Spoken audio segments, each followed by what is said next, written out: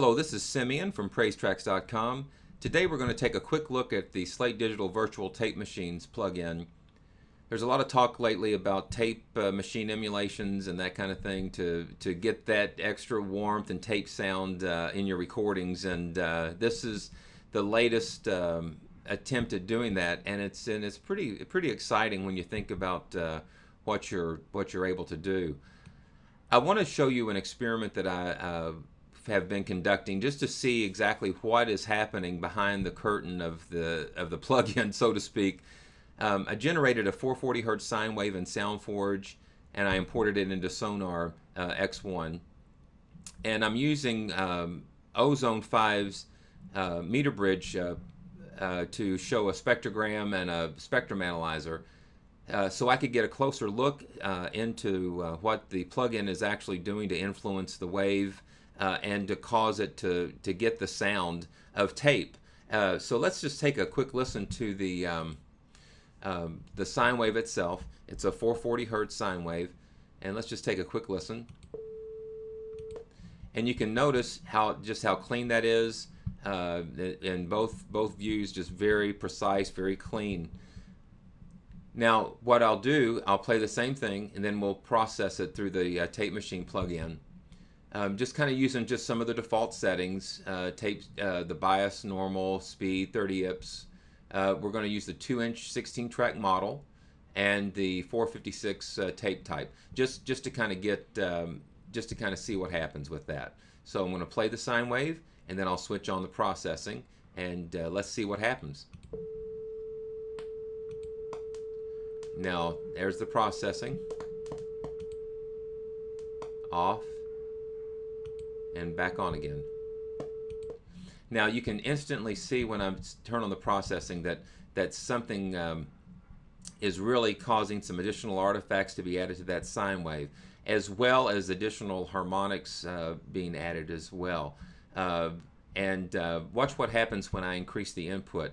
And when I increase the input, it simulates just hitting the tape a little bit harder, and you'll notice the VU meters going over into the red zone. So let's take a look and see what happens when I just push the input a little bit harder.